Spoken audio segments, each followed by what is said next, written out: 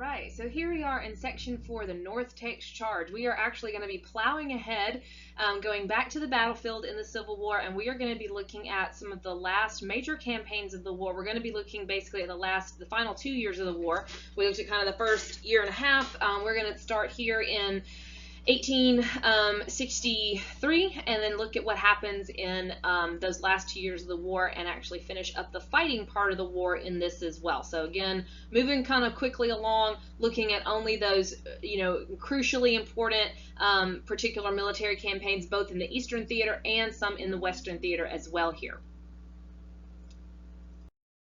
Let's kind of just remind ourselves as where we were militarily, what had been going on up until this point. The South strategy, remember, had been to fight defensively, and that had actually worked reasonably well. They have had a lot of victories, with the exception of things like Antietam. However, that has not brought about an end to the war. And their belief was that they could force the Union to surrender or wear the Union Army out or get an alliance from Britain or another foreign country before... So that has not brought about the end to the war that they want. And by this point, the war has already drug on a lot longer than anybody would have thought, and the Confederacy knows, and the Confederate government knows, that they can't keep this up forever. So what we're going to see the Confederacy decide to do going into the summer of 1863 is to once again change their strategy and go on the offensive. This is very similar to what they decided to do at Antietam. Remember, at Antietam, their goal was to invade the North, and that's exactly what they're going to do in the summer of 1863. That's going to lead us to what's going to become the pivotal turning point battle of the war, and what becomes certainly the most well-known battle of the war, the Battle of Gettysburg, which is going to take place over 3 days, and this is in Pennsylvania. So here we are again in Union territory in the North. This is one of just a small handful of battles that takes place on Union soil, where we see the South deviating from that strategy of fighting defensively and trying to go on the offense. The idea being, and they're partially bolstered here because since Antietam, they have had some very encouraging victories, including one that I used to talk about that I had to pull out because of time. But there was a battle right before this called Chancellorsville, where the South had just completely almost annihilated the Union but failed to seal the deal. So they're really, really encouraged by those victories, and they're thinking, okay, maybe we can get it together this time. Let's invade the North, defeat the Union Army on their own territory, and ask for peace. And Lincoln will be forced. If we are able to defeat them on their own land and they can't defend their own land, then Lincoln will be forced to negotiate and we will end the war. So that's what they're thinking going into this. And again, that's going to lead us to becomes the most famous battle of the war, the Battle of Gettysburg, which again is over 3 days, July 1st through 3rd, 1863, in a town called Gettysburg, Pennsylvania. So the Confederacy moves close to Gettysburg. Their plan is to get into a fight. That is what they want, is to engage the Union Army.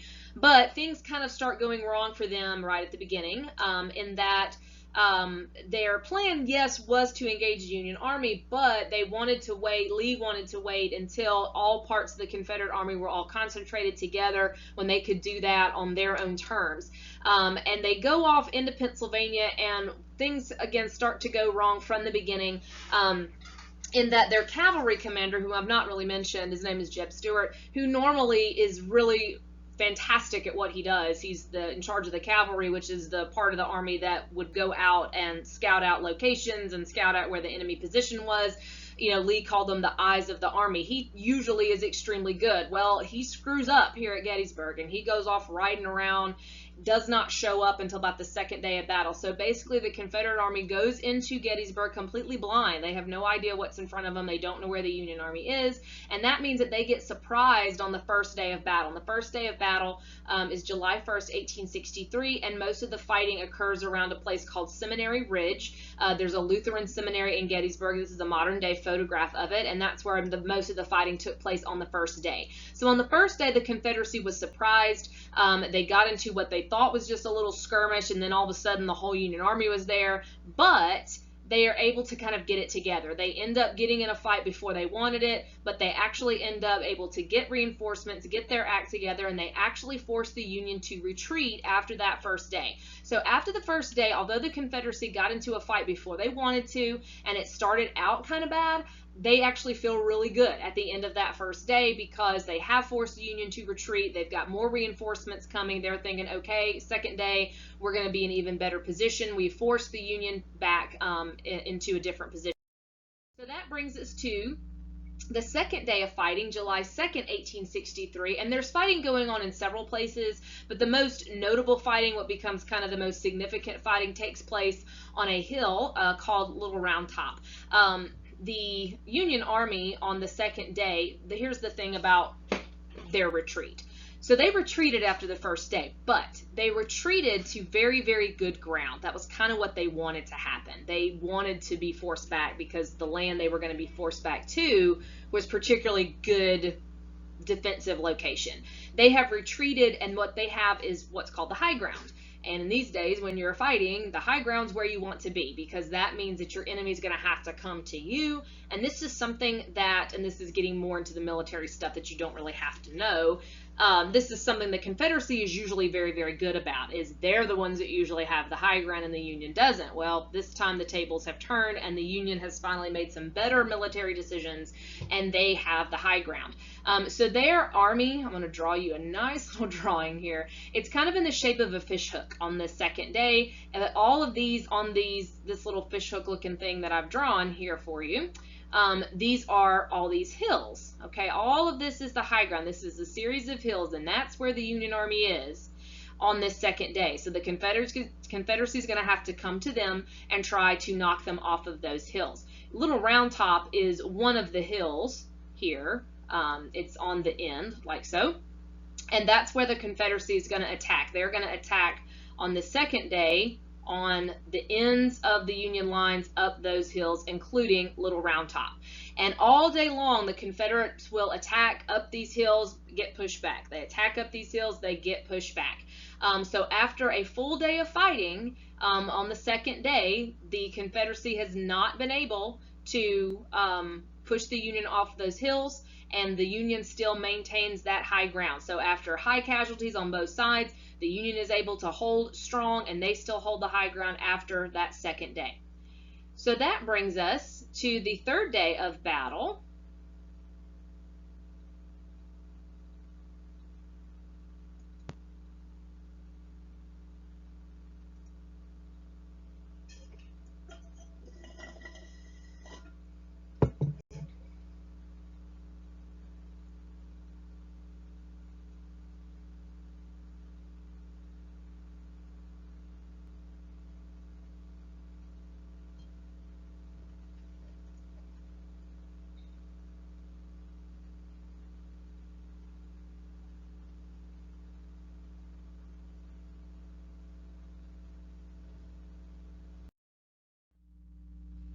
So that brings us to the third day of battle, which is July 3rd, 1863. And here, let me go and illustrate where we were again. So we have the Union Army still in their little fishhook formation. Now, if you recall, the second day, the Union was attacked here on the ends. We call these the flanks, okay? And so what Lee is thinking, the Confederate commander, Robert E. Lee, he's thinking, okay, if we hit the Union on these flanks yesterday, and we didn't quite break them, but we were really, really tough. But anyway, he's thinking that's where they're going to reinforce. That's where the Union is going to put more troops, more men, more supplies, more everything. They're going to reinforce those ends because we hit them so hard there. Therefore, Lee is thinking that the weak spot is then in the middle. So he plans an attack on the center of the Union line on this third day.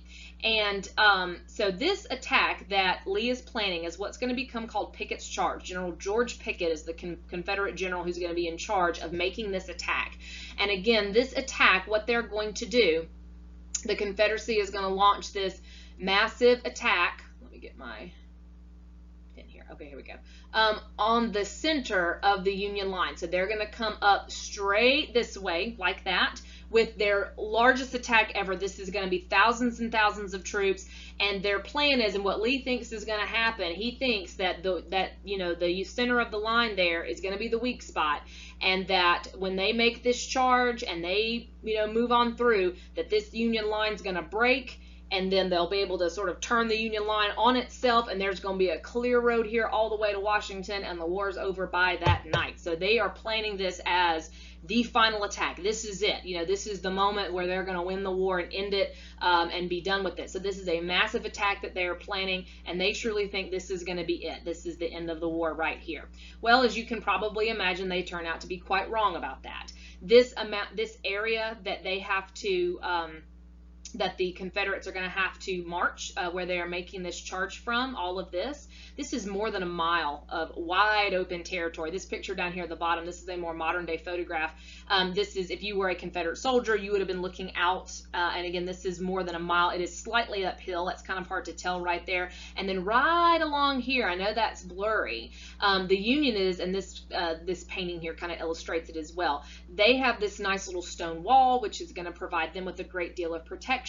They are well defended and well placed behind that nice stone wall. And again, this is more than a mile of open territory that Confederates are going to have to march uphill. They're going to be basically just, sitting ducks for the Union just to shoot right into them while they try to make that march. So it's going to be quite a difficult thing to do. And the other thing is that Lee miscalculated. He is assuming that this is the weak spot. It's not. It turns out that the Union commander, who is George Meade at this point, guessed correctly. He guessed what Lee was going to do, and he reinforced the center. He kind of anticipated that move, and he reinforced the center. So first, the attack begins with Confederate artillery and cannon fire, supposed to clear off a lot of the men and stuff from that ridge, but they overshoot most of it, so it doesn't do the kind of damage that they wanted it to do before their infantry assault can begin. Picketts Charge, as some of you may well know, turns out to be a complete and total disaster. Again, Lee planned this as like the final attack, the ultimate, end of the war, but it's a complete and total failure. As I said, this is more than a mile of open territory they've got to cross. When they get about halfway, now their Union artillery is going to be blowing big holes in their lines, so a lot of them won't even get close to the Union lines. There's a fence, there's a road and a fence along here that they're gonna have to climb over. That's gonna slow them down. So as this picture on the bottom left shows you, when they do get close enough, finally when the Union Army can just fire right into them, they just get annihilated. So most of them never make it that far. About a third of Pickett's division is completely destroyed, and they will have to retreat back. This ends up being the final assault of the battle, and the battle ends in a major Union victory. The South has to retreat back to Virginia, and their whole plan about invading the North and certainly ending the war doesn't happen. So Pickett's Charge results in the end of the battle. It is a major Confederate defeat and a major Union victory, the largest victory they have had in the war, one of the largest they will have in the war total. And it turns out, and granted this would have not been evident immediately, but this becomes, the reason why Gettysburg is so important, there are multiple points of significance. Some little trivial things, this turns out to be the largest battle of the war. It has the highest amount of casualties in the entire war, probably somewhere around, I'm wanting to say about maybe 58,000 when you put the Union and the Confederacy together, which is pretty staggering. So it is the largest and the ugliest and the deadliest battle of the war, but this is also the turning point in the war. Now, a lot of people kind of oversimplify it and say that the South was winning up until this point, and then after Gettysburg, the South is losing.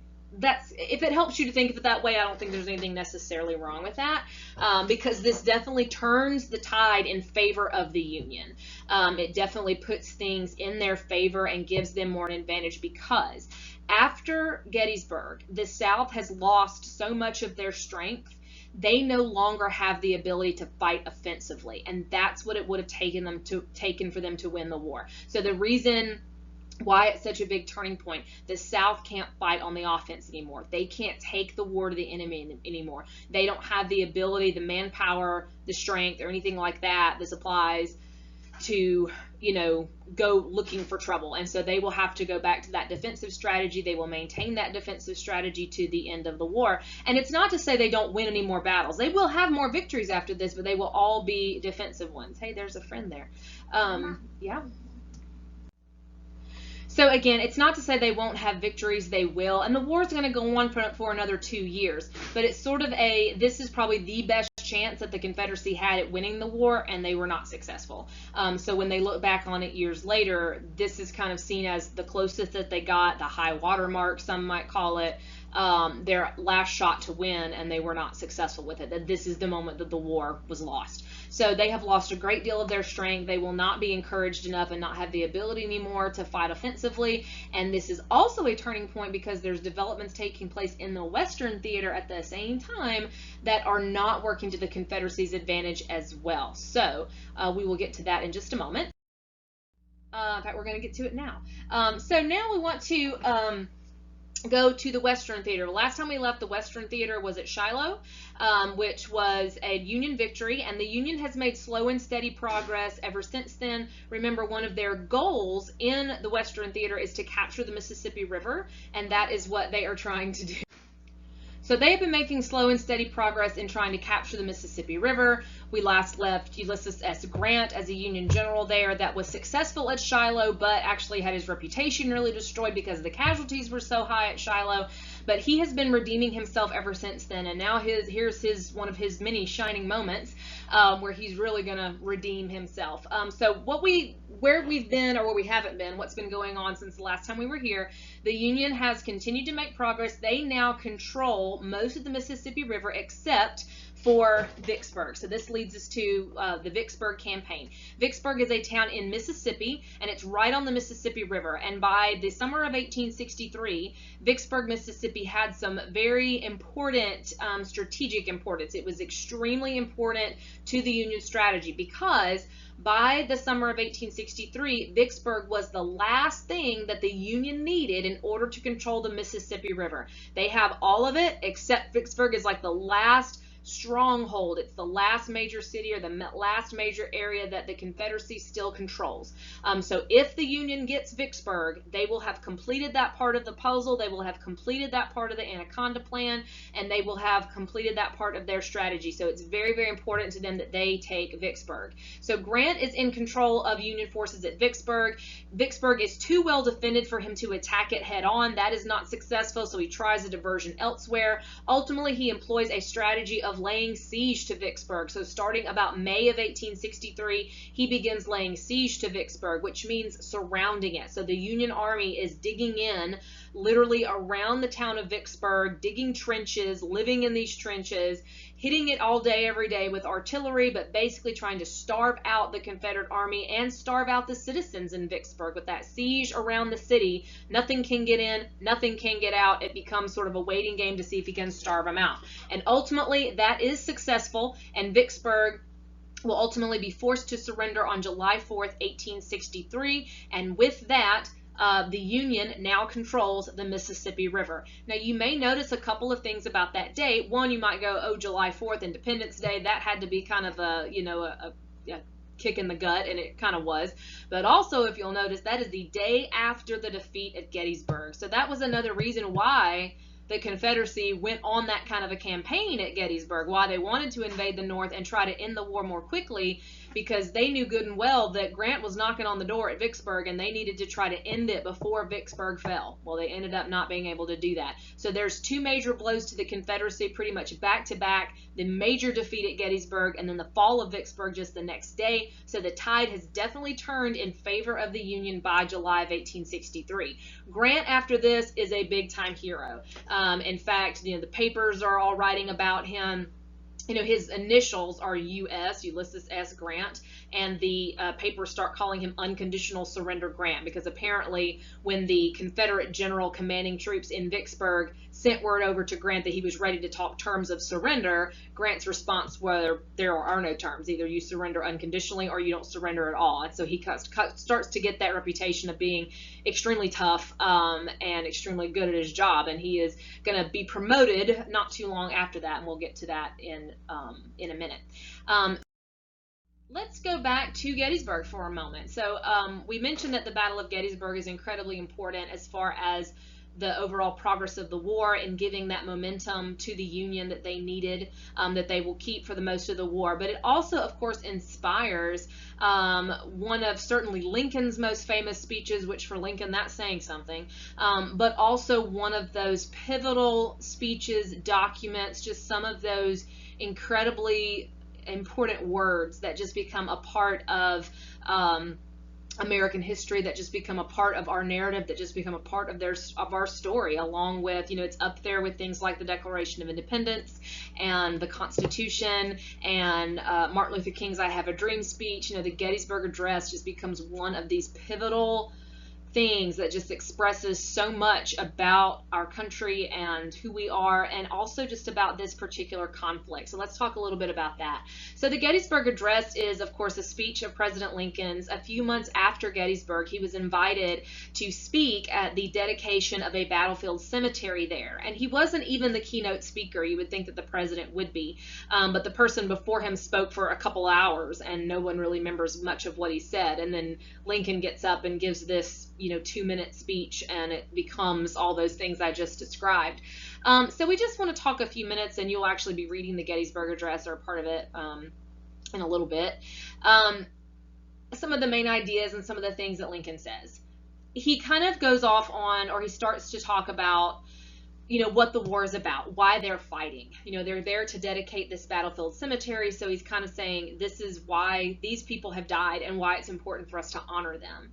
And so he's talking about why they're fighting and sort of what the war is about. And we know that Lincoln at the beginning of this said, it's about preserving the Union. Later you get Emancipation Proclamation, but he doesn't really address slavery beyond just a military thing. But here he kind of brings it all together. He does say that it's about preserving the Union, but he kind of takes it a step further, and he says that it's not just about preserving the Union. It's about preserving democracy itself. It's about making sure that democracy itself survives. It's about proving to the world that democracy can work, that democracy isn't chaos.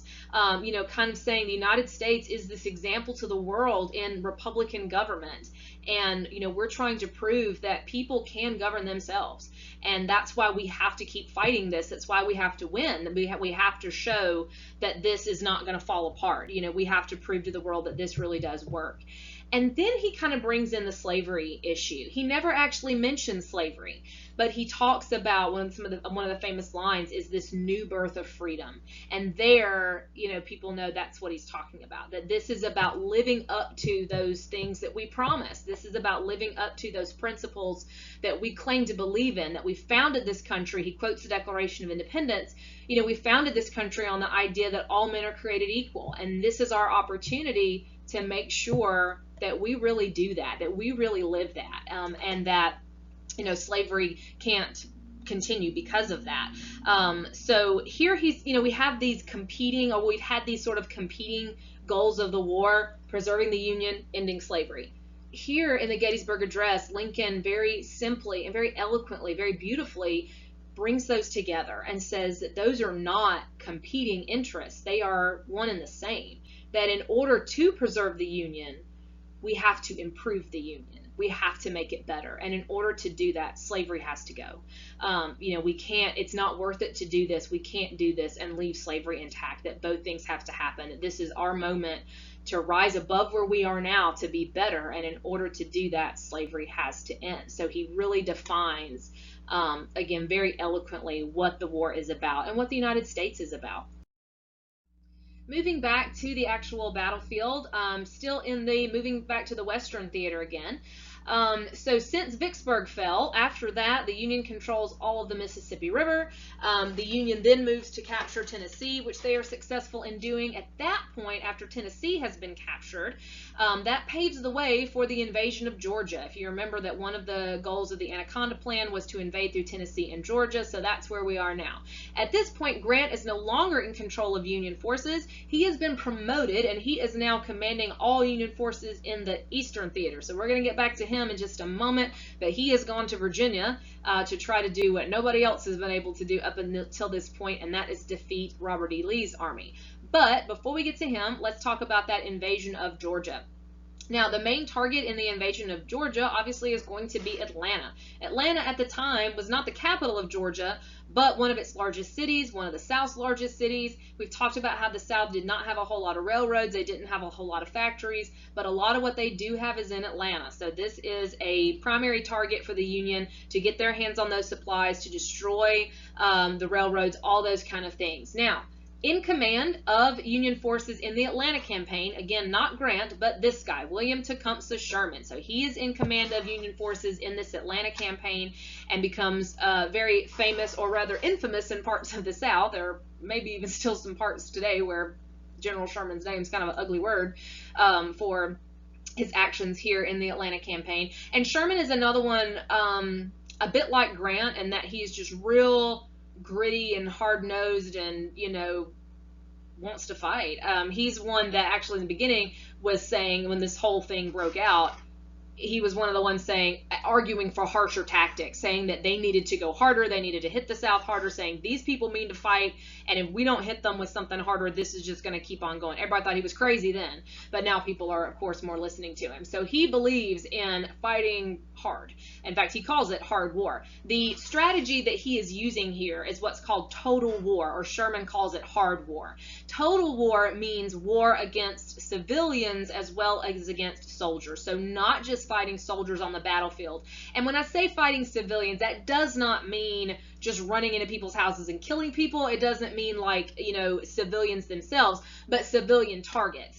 Saying that the purpose is not just to fight the military on the field, but it is to destroy their morale. It is to destroy their ability, their capability to wage war. So that means it's this sort of slash and burn kind of tactic of burning down, destroying the railroads, cutting off the roads, burning down crops, burning down buildings, burning down their depots, destroying their supplies, destroying their ability to wage war. So you're not just fighting the soldier in the field, but you're defeating the infrastructure as well. And this is meant to lower morale. It is meant to be humiliating. That's what Sherman's trying to do. He's trying to wear them down and, you know, defeat them, not just on the battlefield, but defeat the people too, to sink them to their knees, to humiliate them, to put them in a place where they will not be able to fight anymore, they won't want to fight anymore, and they will never forget it and never want to fight ever, ever again. So it's going to be a pretty harsh road at this point. And the Atlanta campaign is a prime example of the total war strategy. So the Atlanta campaign actually goes on for many, many months throughout 1864, where there's first fighting around Atlanta, and then he lays siege to Atlanta for several weeks. By that point, most civilians have evacuated Atlanta, so there's not a whole lot of civilian casualties here. And then once the Army knows, the Confederate Army knows they can no longer defend Atlanta, they pull out of Atlanta, and then Sherman begins what becomes his infamous March to the Sea, where Atlanta is pretty much destroyed. They destroy the railroads, they burn down most of the buildings, and pretty much destroy and burn the city pretty much to the ground. You probably have heard of the burning of Atlanta. That's what this was, which actually a lot of those fires and a lot of that destruction was actually done by Confederate troops before they evacuated Atlanta. They destroyed a lot of the stuff or set fire to it so that the Union couldn't get their hands on it. But Atlanta is pretty much destroyed, burned to the ground, and then from there they proceed on across the state of Georgia all the way to Savannah, which is right there on the Atlantic Ocean, thus the phrase March to the Sea. So this is this path of forced destruction across the state of Georgia, leaving this path of destruction about a mile wide, marching from Atlanta to Savannah and destroying most things in their path. And so again, perfect example of total war. Like I said, the civilian casualties here are pretty low, but this certainly destroys the South's morale. It has given the Union great momentum, and the Union has captured all of Georgia by that point as well, making it to Savannah by December of 1864. Now, all of this happens at a great time for President Lincoln, because 1864 is an election year. It's hard to imagine President Lincoln doing all that he's doing in leading the war effort, and he also has to run for re-election at this point. And going into the election of 1864, Lincoln himself actually thought that he would probably be beaten because there was so much opposition to the war. You have that Copperhead movement, you have all these different things. But with the success of the Atlanta campaign happening during that presidential election, that gives Lincoln more support, it gives the war more support, it boosts morale in the Union, and that's one of the reasons why Lincoln is able to gain a little bit more popularity, and it helps him win re-election in 1864. So the success on the battlefield and the new momentum, this upward momentum that the Union Army has, helps Lincoln win re-election in 1864. So let's move to the final phases of the war. Again, pretty much in the Western theater, the South is pretty much done, but things continue in the East. It is back to the Eastern theater, where in the final year of the war, again, it is now Grant in command of Union forces. After he controlled or captured Tennessee, he is promoted, sent to the Eastern theater, and he faces off against Lee in that final year of the war. In the final year of the war in the Eastern theater, Grant's strategy becomes to fight what's called a war of attrition. War of attrition means it's kind of like a body count. It is continually fight the Confederate Army, engage them constantly, and wear them out, wear them down. It is not about having a big strategic victory. It is not about necessarily taking this strategic territory or all of that. It is about literally keep fighting them until they don't have anybody to fight anymore. And if you look at the fighting in the first couple of years of the war, it's like they'll have a battle, and then it's weeks before they fight again, sometimes months before they fight again. In this last year, it is like every day. Grant's strategy with attrition was to engage the Confederate Army constantly, engage them in as many places as possible so that they cannot reinforce themselves. And again, it doesn't matter if you lose. We may lose, but we come back tomorrow. We lose then, we come back the next day. And eventually, Lee will have to give up. It won't matter how many battles the Confederacy technically wins, because they will eventually run out of people, and the Union can do that a lot longer. That's exactly what Grant knows. And so, as you can probably imagine, the war gets incredibly ugly and incredibly bloody at this point. The casualties are extremely high. Like I said, it's not that Grant wins a lot of battles. He orders some practically suicidal attacks on the Confederacy, but again, the point is they just keep on fighting them, keep engaging them, and wear them out until they just can't fight anymore. And this is not good for Union morale at times. Sometimes his troops are near mutinous against him. They call him a butcher, but it does eventually work. And by the spring of 1865, the Confederate Army really has nothing left, and they're just defending Richmond as best they can. Grant eventually uses the same strategy he uses at Vicksburg and lays siege to Richmond, and eventually Lee knows that he can't defend Richmond anymore, that it's pretty much done. He sends word to the Confederate government that they better get out of there because he's going to have to pull his army out, which he does. And a few days later, Richmond falls and is captured by the Union Army. Lee's army tries to escape, but a few days after Richmond has fallen, by this time the Confederate government has pretty much fallen apart and they have scattered. Lee's army tries to get away, but ultimately cannot. And on April 9th, 1865, in a little town called Appomattox Courthouse, not too far outside of Richmond, Lee knows the jig is up and sends word over to Grant that he is ready to talk terms of surrender. And so the surrender, the official end of the war, occurs at Appomattox, Virginia on April 9th, 1865, where Lee and Grant meet inside a home to discuss the terms of surrender, and Lee officially